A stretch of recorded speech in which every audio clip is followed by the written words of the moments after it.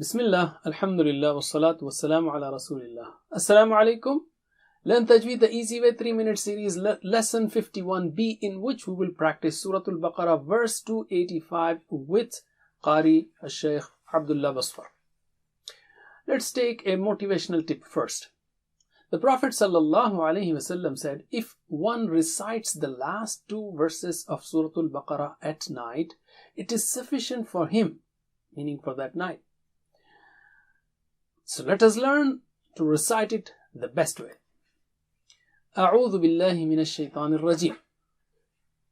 آمن الرسول بما أنزل إليه من ربه والمؤمنون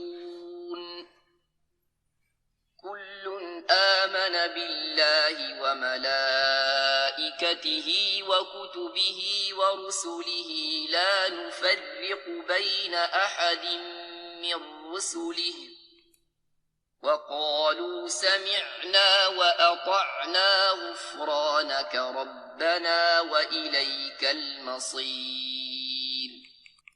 آمن الرسول بما أنزل إليه من ربه والمؤمنون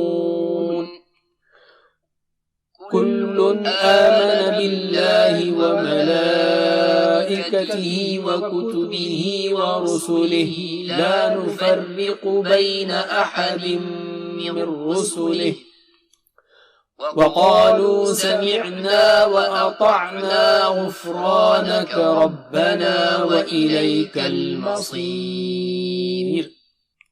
آمن الرسول بما أنزل إليه من ربه والمؤمنون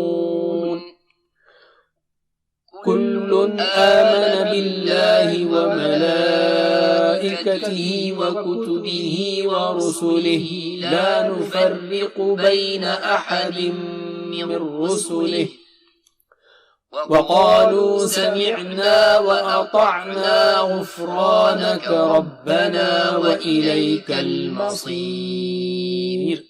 That's it. Jazakumullah khair. Wassalamu alaikum.